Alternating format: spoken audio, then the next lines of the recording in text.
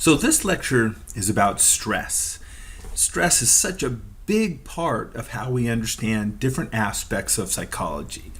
It affects not only our motivation, it affects symptoms of disorders, it affects our physiology, our behavior, our moods. So let's talk about stress. So I found some interesting statistics about stress. This is from the American Psychological Association Stress Survey. 81% feel they have great stress at least once a week, with 1 out of 3 feeling this way at least twice a week. In the same 1983 survey, only 55% said that they felt under great stress on a weekly basis. So we've seen the idea of stress and feeling stress change. So what's causing stress? Well, according to the same survey, 66% say that money is a major cause of stress. 75% feel violence or fear of crime is a significant source of stress. 34% report feeling stress completely overwhelming for them on most days. And of course, 56% report job stability, worrying about jobs is a major stressor. So this survey was done by Gallup, and it looks at how stress has changed over the decades. You can see that percentage who say they frequently experience stress in daily life has gone up. Dipped a little in the early 2000s, but now it's almost 50%. And stress seems to affect women more than men. We know that stress-related disorders such as anxiety and depression tend to be a little higher in women. We're going to talk about that in just a bit. So what are other factors? Some of the new factors that might be contributing to this increase are things that like social media. Now, social media can be fun, but I think we all recognize or have at least heard some of the statistics about how social media can influence us to be more stressful. So I found this survey. Yes, I'm a member of a social network, and my life is blank right now. You can see that somewhat stressful, 57%, as opposed to over here, people who say no, they're not part of a social network, the stress is less. There was an interesting survey done by the Royal Society of Public Health. This came out a little bit ago, but it looked at how social media, whether it had a positive or negative influence on their life. And you can see that most of these platforms scored more negative than positive. What we're seeing in social media is the fact that things like influencers who take that perfect picture in front of that wonderful place that they travel to, right? And we're looking at that and we're feeling a little envious, and there's a little bit of social comparison. We'll get to that in a minute. But also the fact that there are all these filters that change the way people look. So people can really change using these filters, and that way they are comparing themselves to what they could be really stressful, or even worse, they see people online that are influencers that look perfect in their clothes and in their makeup and their face, oftentimes created unrealistically by these filters. So this gets into the idea of psychosocial stress, which is a big stressor for human beings. The stress brought on by society, such as comparing oneself to others, or feeling judged or feeling lower in a social hierarchy. There's been lots of research in this area. Some of the best research has been done on our cousins, baboons. So Robert Sapolsky wrote this great book, The Primate Memoir. And in it, he talks about his years and years of research looking at baboons in Africa. And what he found was that they, like humans, created this social hierarchy where there was the dominant alpha males on top and the subordinate males, and then even further down the rung on the hierarchy. And then he took stress hormones from them. He darted them and he took blood samples. And he found that those lower on the social strata of hierarchy were experiencing tremendous amounts of stress. What was interesting, some of the things he talks about was, here are these baboons who tend to get enough to eat, tend not to worry too much about predators, live a pretty good life, and because they have all this free time, they basically spend that time beating each other up. Sounds a little familiar to humans in a way, and so the comparisons are obvious. So there's a number of theories about psychosocial stress. One is called the social self-preservation theory. The theory that we are highly sensitive to threats to our status, our social status, when we compare ourselves to others. This is when we're getting into the trouble of social media, because we get online and we see all these people, they seem to have better lives than us. They're eating their fancy dinners and they're posting those pictures. They're traveling to great places. They have all these fancy things. And this really can affect our self-esteem. It produces negative emotions, and it's linked to a lot of stress-related ailments. We see this especially in adolescence. Several years ago, I came across this book that I really liked. It's called The Spirit Level. And it's two individuals, Wilkinson and Pickett, and they do research on a sort of a global scale on health-related issues. And they relate those to economics. And what they talk about in this book is the idea that inequality is the greatest correlation to a number of bad physical and psychological health outcomes. Not necessarily poverty, but inequality. In other words, you can be a kind of poor, but have everybody around you poor, you don't show these kinds of problems. But if somebody is poor and they're very close and see somebody who's rich, then we have problems. I remember this quote in the book. It said, if Americans want to live in the American dream, they should go to Denmark. The American dream, by definition, is the idea that we can raise our status in life. We can go from being poor to being rich. It's kind of an assumption that if you work hard enough, you can be wealthy. But because we have so many problems in the United States related to inequality and the lack of social mobility, we have a lot of these problems that I'm going to talk about in a second. Areas like Norway and Finland and Denmark and Iceland, they have low measures of inequality. So they have a lot of social network safety nets, right? They have a lot of money that goes into keeping people out of extreme poverty and good education and good health care and all those kinds of things. So here's one of the graphs that they show in the book that I think is really interesting. So what they have down here is they have a measure of inequality. There's a number of ways of looking at wealth and income inequality. Sometimes they use what's called the Gini index, if you ever come across that. And over here are measures of an index of health and social problems. And this is the things that they amass through a lot of research. And if you look way over here, you see what's on that index. Life expectancy, infant mortality, trust, imprisonment, mental illness, social mobility. And what they show is that the higher the inequality, in other words, the more that wealth is concentrated on the few, and poverty is more on the most of the population, that number gets high. This is worse health outcomes. You can see the United States is way up here. For developed countries, for economically wealthy countries, we have the highest level of inequality. Places like Norway and Sweden and Finland, Japan, and the Netherlands have very low inequality in wealth and income. But we also have the highest level of, or the worst level of these problems. and other countries with low inequality don't.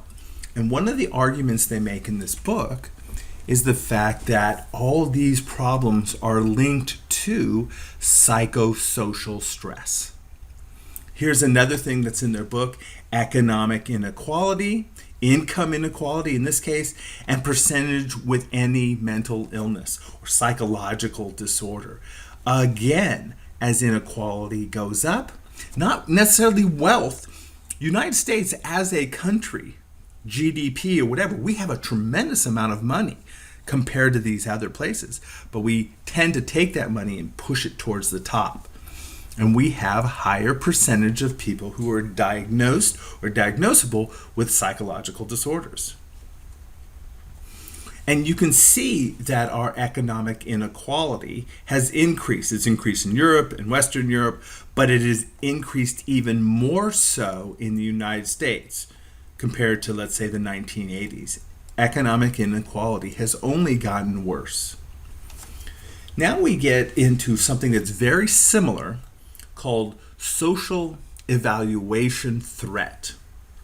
This is stress, the stress that occurs when others judge a critical part of our self-identity, that we're being socially judged specifically because we don't have the right clothes, or we don't have the right hairstyle, or we don't have the right showing of wealth or whatever, or education. That produces a type of psychosocial stress called social evaluation threat. So one measure or production of stress is this thing called the tiered social stress test. And it really deals with this idea of judgment. And I've seen this done. It's really harsh. And people oftentimes use this kind of method in a laboratory. And they'll measure stress hormones, or they'll measure different ways to cope with stress. It's a tremendous stressor. Lots of ways of stressing people in a laboratory. One way is just stick their hand in cold water. You're going to get a body stress response. But this one's almost the worst. Here's how it works. There are 3 people on a panel, and they're usually professorial, right? They wear ties or they wear lab coats. And a participant is asked to come in and talk in front of this group. So they're asked to do certain skills. They're asked to give a prepared talk, but these 3 individuals constantly interrupt them and tell them to say things again, or be louder or be clearer. Then they're asked to count down by 3 from 471. So that's 471, 468, 465, 463. No, wrong. And they yell at them. No, start over. I'm telling you, you should see it. When people do this type of research, they basically have to have somebody from the health center on campus come and kind of be there to watch, because people faint during this.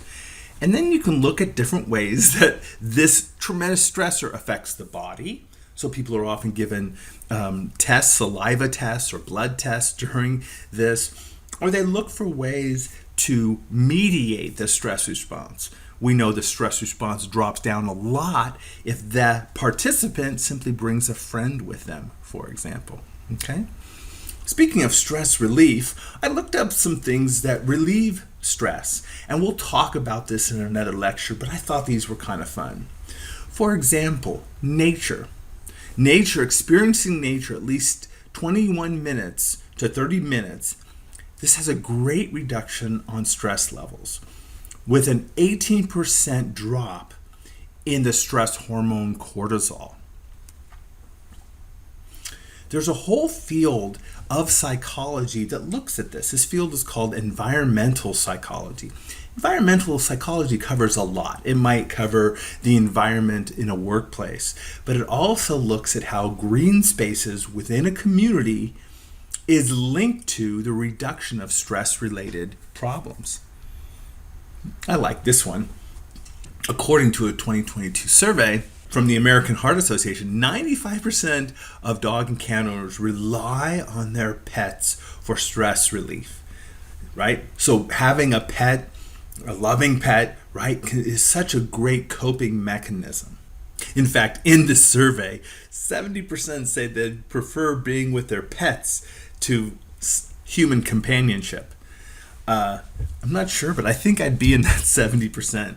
Love my dogs and cats. Let's learn some language, right? So in stress research, and by the way, there is a lot of research in stress, and it's something that I investigate in some small capacity in my labs. So we use the word strain. A strain occurs when our resources, our time, our energy, our motivation, our money, are not adequate to reach a positive event or avoid a negative event. And that we just don't have enough time to study for that. Just don't have enough money to cover the bills. Coping refers to the behavior intended to meet life's demands. What do you do to cope with the strain? We'll talk about other coping mechanisms in a later lecture. Stress is our response to these threatening events, to these strains. This is when we are threatened, overwhelmed, or brought out of homeostasis in some way, right? A strain can be something as simple as low blood sugar. There are physical, there are psychological, there are behavioral relationships to stress and symptoms of stress. And there's another whole field that studies this. You can take an entire class on health psychology, and it looks at the relationship between psychology and the healthcare system, between psychology and things like heart disease or allergies. There's a lot of symptoms that correlate with stress. This is that brain-body connection that's so important to understand. What's happening in the brain, thoughts and experiences have direct relationships and affect your physical health. So allergies are affected by stress. Your immune system, we'll talk about what's known as psychoimmunology, the study of how psychology and experiences affect your immune system.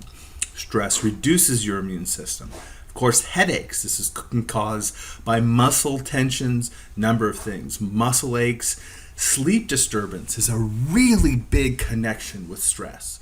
People who are stressed have poor sleep, and people who have poor sleep are more stressed. And of course, the whole digestive system is affected by stress levels. And we'll see why in just a moment. And finally, the cardiovascular system. Blood pressure, or whether strokes and heart attacks and all the health of your cardiovascular system are directly connected with how one deals with stress and how much stress is in their life.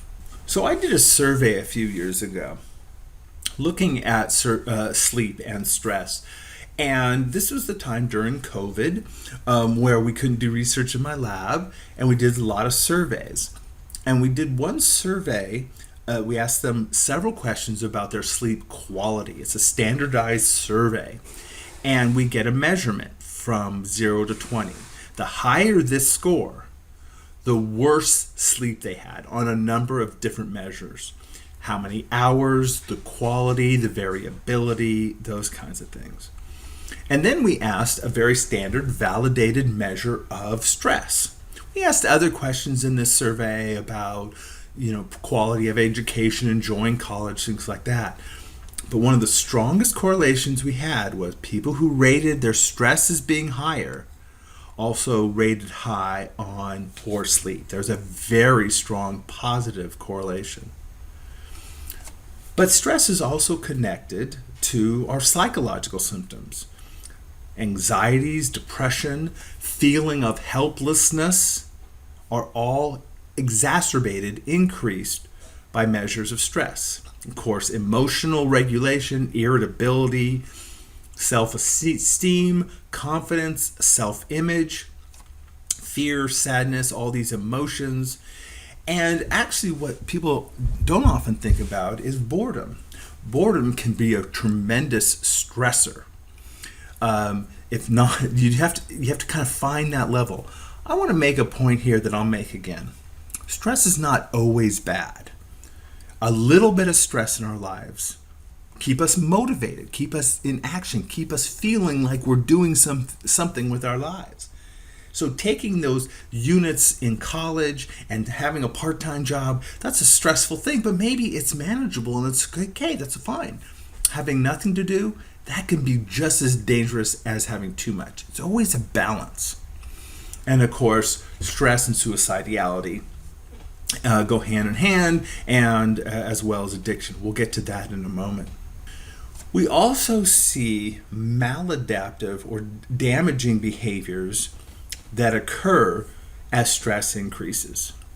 So one of the things that we call any drug that reduces anxiety and stress, we call them anxiolytics. And some of them are prescribed anxiolytics like Valium. But alcohol is an anxiolytic. It reduces anxiety and stress, but it also, if it's taken a lot, can be very dangerous to the body.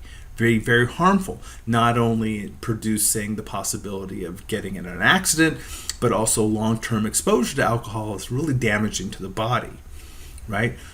Drug taking to reduce stress. If you're finding that you're taking a recreational drug, not just on the weekend for a little bit of fun, having a couple beers or maybe a cannabis gummy or something just to enjoy some time with friends, that's one thing. But if you're needing the drug to mitigate or cope with stress, that is a really poor stress coping mechanisms. Smoking, eating while driving, right? How many times have you done this? You've been so stressed at work and school that you're driving and you're eating and you're steering with your legs. It's just amazing, right? Caffeine drinks, this is my problem. When I get really stressed, when work is overwhelming, I can see my caffeine intake really go up. What is caffeine going to do? It's going to ultimately affect my sleep patterns if I drink it too late in the afternoon. How else is it bad?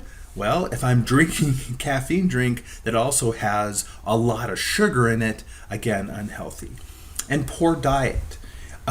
So we've heard of comfort foods, high fat foods, high sugar foods. This is true. There is good evidence that stress increases our taste for and motivation to eat really kind of not healthy foods. And again, bad, poor sleep. Right, you want that nice, fine level of stress, good level of stress. You go beyond that, and you're going to start seeing these behaviors increase.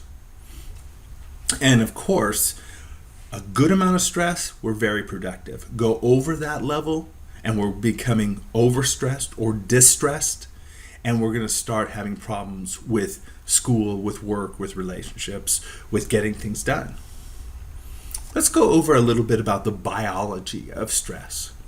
Stressors are events that have arousing effect on us, bring us out of homeostasis, and this isn't always a bad thing. And the body does really well with this as long as it is brief. We like brief, manageable stress. Our body actually likes it. What we don't like are stressors that continue for a long time and are not manageable. So we experience a stressor, and our body goes through a stress response, both behaviorally and physiologically, to cope with this event. Our body changes when our environment changes, when our experiences change. I think we all know that. So let's take a look a little bit at that, okay? I want to differentiate between what is known as acute stress and chronic stress. So acute stress is quick. It happens, it lasts for a couple of minutes, and it goes away. And biologically, evolutionarily, we are set up for stress like that. So a little warthog's walking along in its life, a lion comes and chases him, and the body changes to deal with his stressor, right? Changes where blood flows to the muscles so it can run, opens up the lungs so it can breathe, all these things, all acute stressors. And then one of two things happens. It gets away, and the stressor stops. It's not being chased by the lion, or gets eaten, and problem solved there too. But what the warthog doesn't do, and what we do, is the warthog doesn't sit there his entire life worrying about the lion and thinking about the lion from 20 days ago and thinking way into the future about whether it's going to get attacked by a lion. We, on the other hand, we have some acute stressors, but we tend to ruminate about them. How often do you think about something that's happened in your way past? Oh, if I had only said that differently. If I had only done that behavior differently a year ago, how much better. These aren't things you control. But when you experience that worry about that event from 6 months ago, you produce a stress response.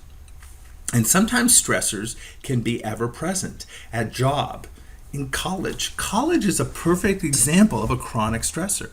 You have papers, you have to watch lectures, you have to take tests. You have a lot of psychosocial stress.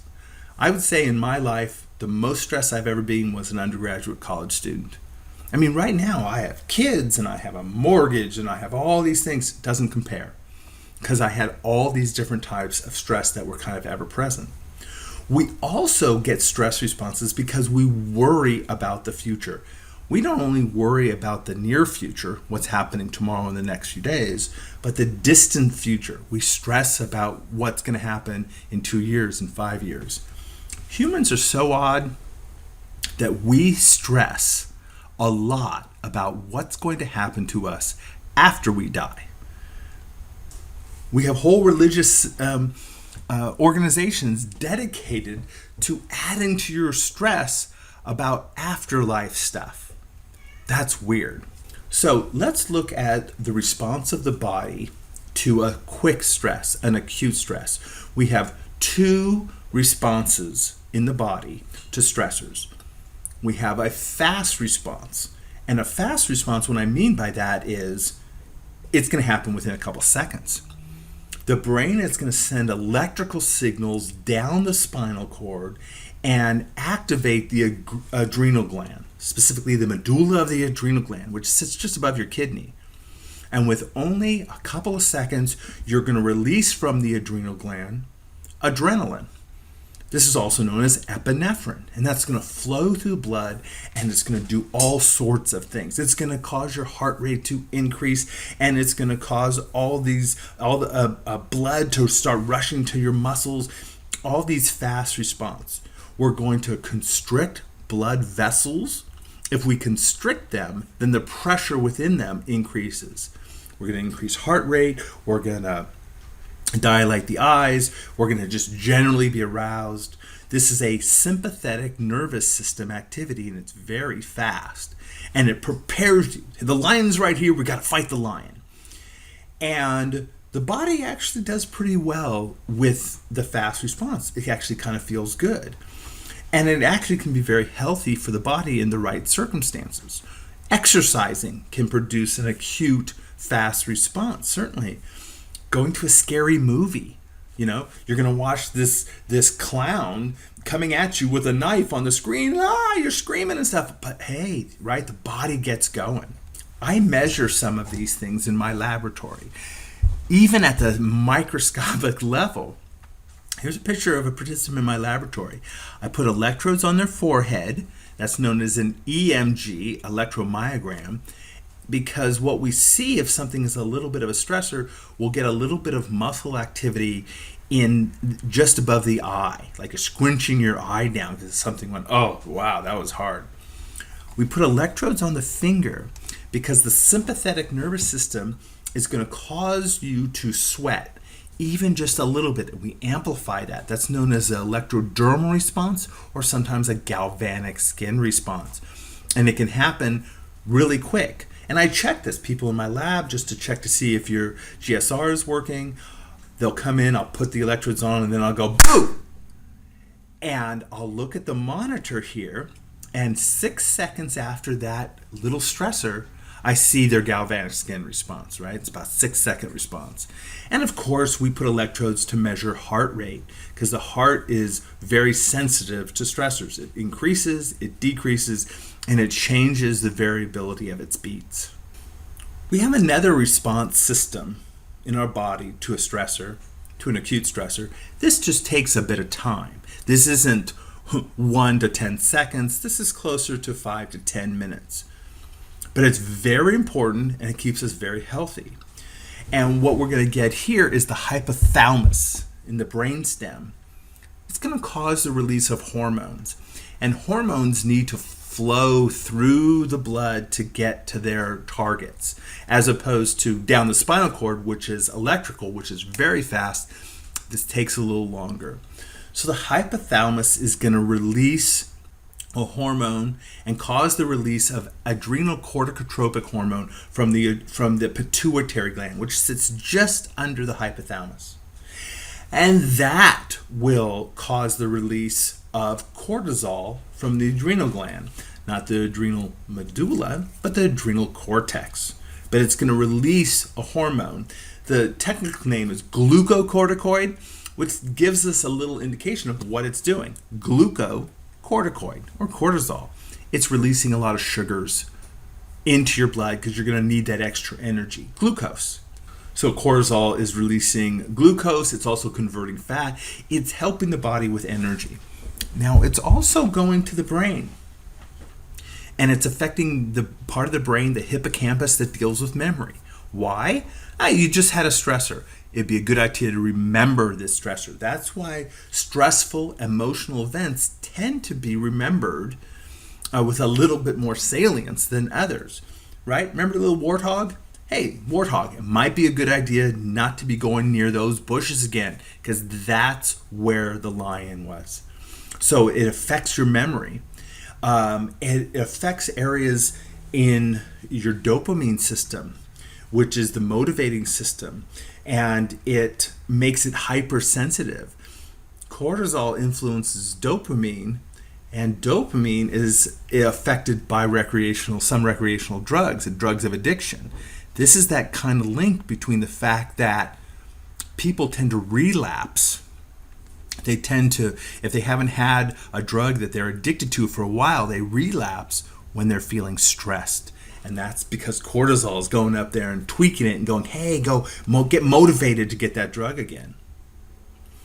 Increases blood pressure, moves blood away from the stomach, because this isn't the time to digest. This is the time to fight off that lion. Moves blood, reduces activity of your reproductive system.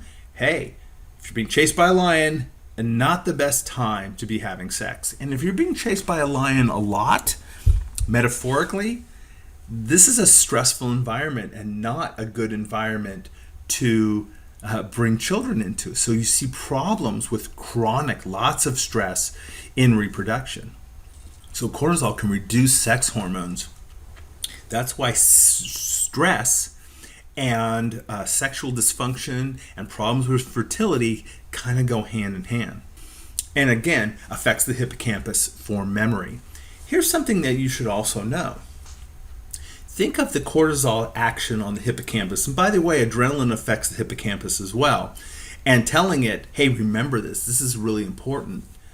If this is happening a lot, it starts breaking down the hippocampus. It starts destroying the hippocampus. A little is good, but think of it as kind of a revving of an engine. Revving of an engine really gets it going, but if you do it all the time, it begins to break down. So people who experience a lot of stress to the point of a disorder, like post-traumatic stress disorder, one of the major symptoms is a problem with memory and a problem with learning new skills. So, if you recall, we have a system in the sympathetic and parasympathetic activation. These are the quick responses. And this is part of the autonomic nervous system. You don't have a lot of control. The sympathetic nervous system is activated when you're feeling a stressor. Sometimes we call this the fight or flight system. The pupils dilate so you can see more, heart rate increases, you get a little sweat gland going. Remember, I measure that. Digestion decreases. Now, if you're doing this a lot, your digestive system isn't really working very well, and so you can have some digestive issues with stress. But when you're comfortable and you're relaxed, then the parasympathetic, which also innervates these same areas, slows everything down. Pupils constrict, blood vessels, airways constrict, blood vessels constrict, all these things relax. And so while a stressor isn't necessarily a bad thing, decompressing, not feeling the stressors, is also important for heart health, digestion, all those kinds of things. So, what about chronic stress and a lot of exposure to cortisol? Let me make a point. Cortisol is great. Cortisol is a great hormone, and there are some diseases where people don't produce enough cortisol and they aren't doing well because they're not responding to stress as well. It is great for dealing with the stress of life. What you don't want is to have it all the time. Have spikes of cortisol all the time. Because high cortisol will cause fatty deposits in blood vessels. That increases chronic high blood pressure called hypertension. Hypertension leads to heart disease, stroke, things like that. Damages muscles. Diabetes affects how the pancreas works. Infertility, we talked about this, right? It makes sense evolutionarily to not bring an offspring into an environment that is high stressed. Because the body just thinks, oh, you're being attacked by a lion all the time, or you're running out of food all the time, or your enemies are coming after you all the time. But the same thing can happen because you're working 12 hours a day and then you're also taking 15 units and, it's just overwhelming. We see certainly children that are exposed to a lot of stress will have problems in growth because it affects hormones. You don't heal as well. Compromised immune system, memory loss. These are all problems of chronic stress. You've experienced this, I imagine. Finals week. I don't know about you, but when I was an undergraduate, the week after finals week, I was always sick. I always had the cold or flu or something because finals weeks was so stressful, compromised or reduced my immune system, and it didn't allow me to fight off diseases for a bit. Here's an interesting study, done way back in 1995, but you simply have two groups of people. One group had to care for somebody with Alzheimer's disease, which is, if you've seen somebody, if you know somebody, a loved one with Alzheimer's disease, it's horrible. It's a horrible, stressful thing to deal with. And then you had a control group that didn't have to deal and care for somebody with Alzheimer's. And what they did was they took the people and they gave them a small cut on their hand. And they measured percent of subjects fully healed after a certain number of days. And you can see the caregivers took a long time before they started healing compared to the control group. Simply having to care for somebody with Alzheimer's disease was so stressful, kept the immune system from working and kept your body from healing. Again, that is that strong connection between the mind and the body. So this is an entire field, psychoimmunology.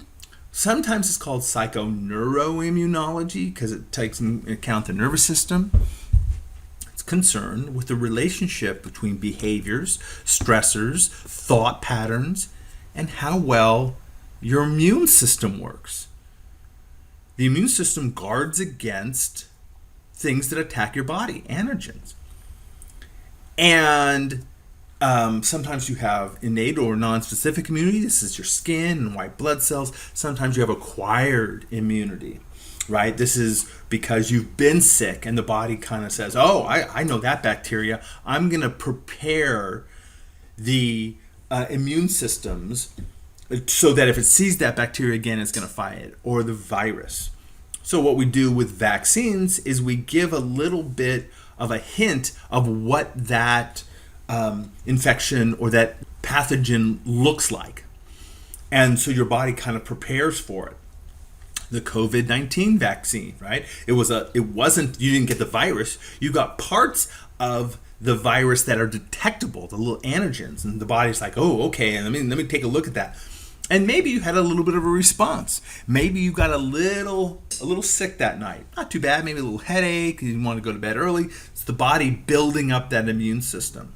We know that chronic stress, ever-present stress, affects how well both aspects of your immune system works.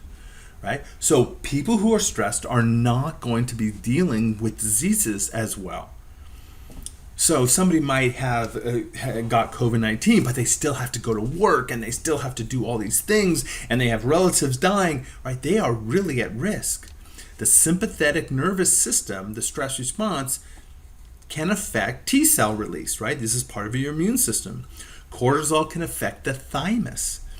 I had a professor that I worked with a little bit in college, and he looked at how stress affected rats, their physiology and their biology. And what he would do with these little rats is he would put them in a cage, and the cage has a wheel and has food and it's warm and there's places like little shavings. Everything's happy about the environment, except for he would put a cat in the box next to him, or even just the towel the cat slept on. I remember that had to purchase bobcat urine for some research. That's an interesting thing. You can buy bobcat urine. That's kind of cool. And then he would look at the rat, not only their behavior, but what changed in their body. And what he noticed, and others have noticed this as well, is a rat that's living in the happiest little environment in terms of food and shelter and exercise. A lot of them died. They died after a couple weeks by having a cat or the smell of a cat next to them. The chronic, ever-present stressor of a predator. And when he looked at them, he found that their hippocampus, when he did a dissection and the brain, he saw that the hippocampus shrunk. The thymus gland, which plays a big role in the immune system, got smaller. And the adrenal gland got bigger. All these physiological changes, all because the cat lived next door. Tons of these things affect the immune system. Marital separation, caring for somebody with Alzheimer's, living in a dangerous place. So when you see war-torn areas that have a lot of fighting and wars, you oftentimes they say, oh, this person was killed by this bomb, or they had shrapnel and they were wounded by this bomb. And that makes sense, right? Look at the damage of this bullet going into an arm. What they don't talk about is the fact that the body changes just because of the uncertainty of the environment. Uncertainty of the stressors around them changes their body inside and can make them very, very sick, and that can be long term. Let's look a little bit at what's called the general adaptation syndrome. This is what the body does with a stressor, and it tells a little bit about how the body is vulnerable at different times. So here you are, you're dealing with a stressor. And if the stressor happens and goes away, a scary movie, you're fine. You kind of just maintain yourself in the alarm reaction phase, right? But if that stressor continues, if it doesn't go away, and you're interpreting it as something very serious, you have what's called a stage of resistance. This is a point where the body is like, okay, I'm ready to fight the lion, metaphorically or physically, right? I'm really good at combating diseases, and I'm really good. I just rev up the body. And this is where cortisol is really helpful, and it helps you deal psychologically and physically with a stressor. Great. It's called the stage of resistance. But this only lasts so long. There's only so much cortisol. There's only so much adrenaline. There's only so much response. And if that stressor continues, you have what's called the stage of exhaustion. The person or animal runs out of energy, runs out of stress hormones. And suddenly, during the stage of exhaustion, they're very vulnerable to damage, very vulnerable to disease, very vulnerable to health problems. This is that chronic stress. So the stressor hits, you have an alarm phase, then you have lots of function. Hey, I can handle it. This is all good. I'm being chased by the lion, but I'm super fast and I run away and I can fight. I don't feel pain, all this stuff. But if it continues, you get into a stage where your body just can't fight stuff off anymore. So this is why acute stress can be very healthy. A scary movie, going on a roller coaster ride, riding a motorcycle, going for a long run. These are all acute stressors. They happen and they go away. But if you have a boss that yells at you all the time or is mean, right? In psychology, we literally have a term for that. They're called tyrannical bosses. Lots of interesting research. Or an abusive partner, or live in a war zone. The body can't deal with that ever-present chronic stress, and the body becomes very vulnerable to disease and to problems physiologically, right? So we see asthma, headaches, heart disease, ulcer, hypertension, all these things, psychophysical disorders, all these things that are very real. They're very real in the sense that the body changes, the physiology changes and degenerates and has problems, all because of an experience. You might not ever get hit by a bomb. You might have food, but if there are bombs that could come at any time, you're going to see a lot of really damaging physiological changes in the body and the brain. I want to introduce you to this idea called the diathesis stress model. It's a model to look at disorders, all sorts of disorders.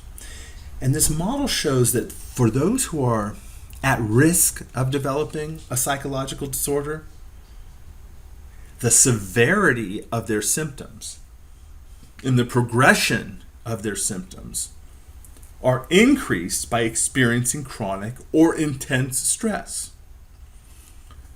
Okay, so when somebody has an anxiety disorder, generalized anxiety disorder, phobic disorder, post-traumatic stress disorder, OCD, their symptoms are on a spectrum.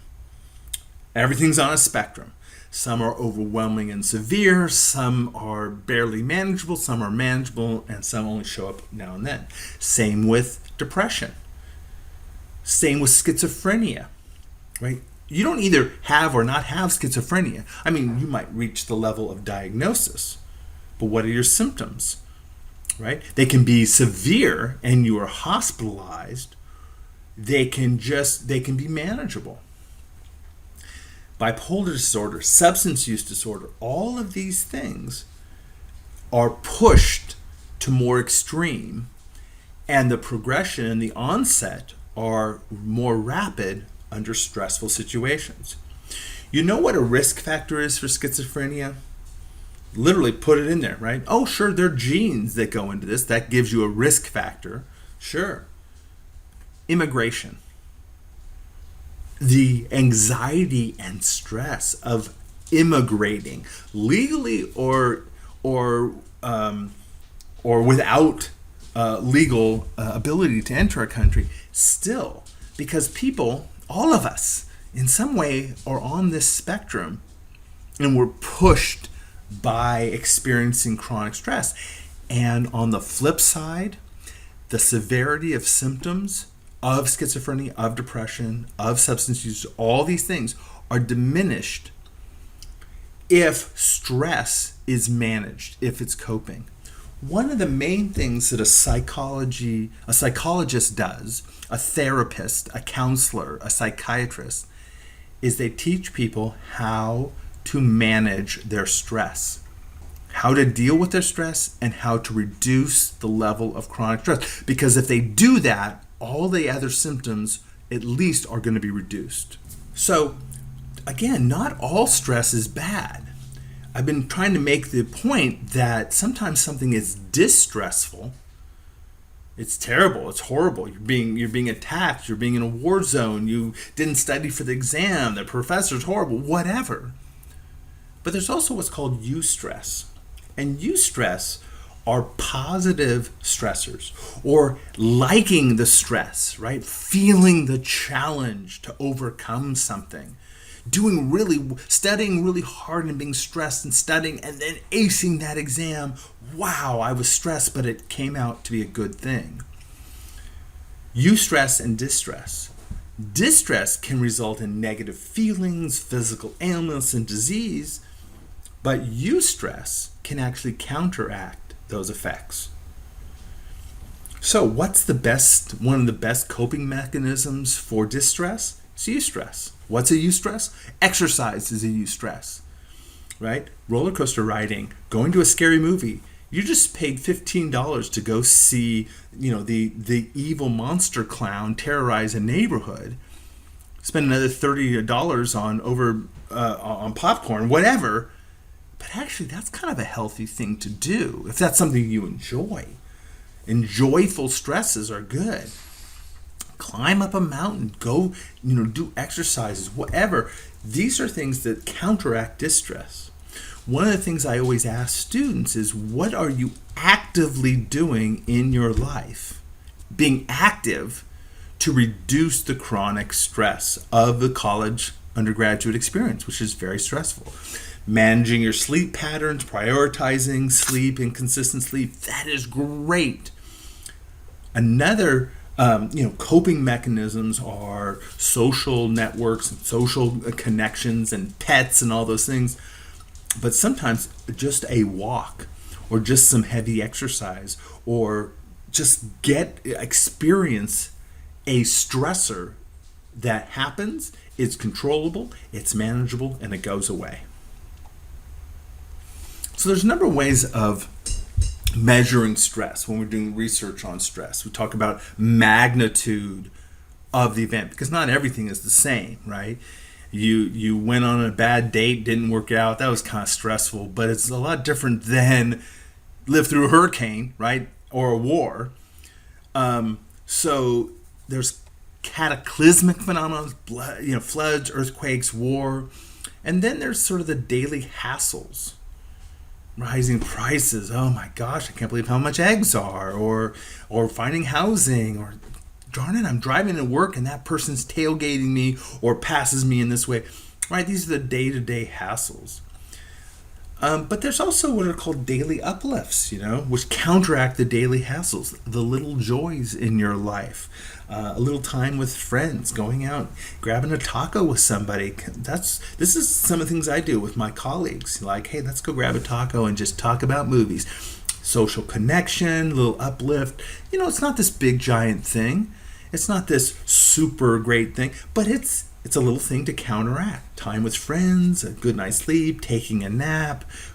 Hey, ever finish an assignment early? Doesn't that sound weird? Like, what are you talking about? Like, it's not due for a week, but you finished it? Oh, man. Like, you literally walk into class looking at everybody go, you guys still working, and I'm done.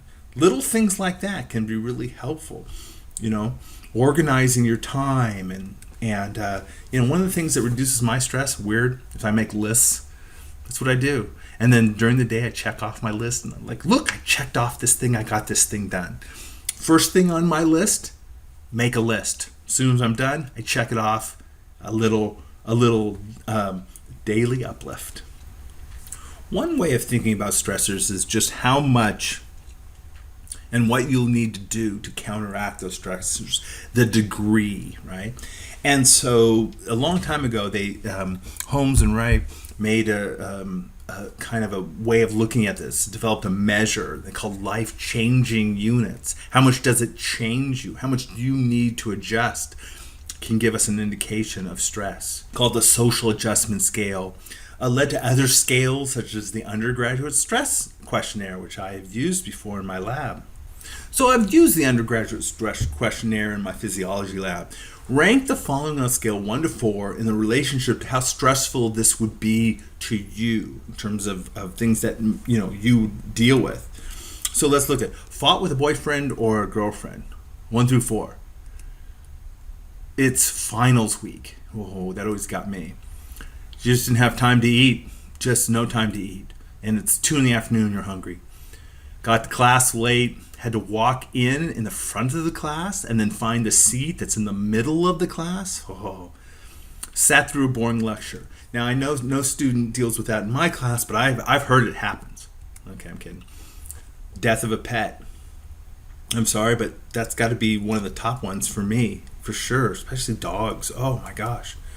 Lack of money, right? We're dealing with that. What is that on a scale of 1 to 4? So these are some of the scores that we get when we do big questionnaires, the undergraduate stress questionnaire 1 through 4. And you can see, not being able to pay your bills and fight with a significant other, these get a lot high. A boring class, yeah, okay, that's a little stressful, but it's over, right? Death of a pet, really high. It's finals week. Boy, that's a stressful week. I would probably put the death of the pet a little higher.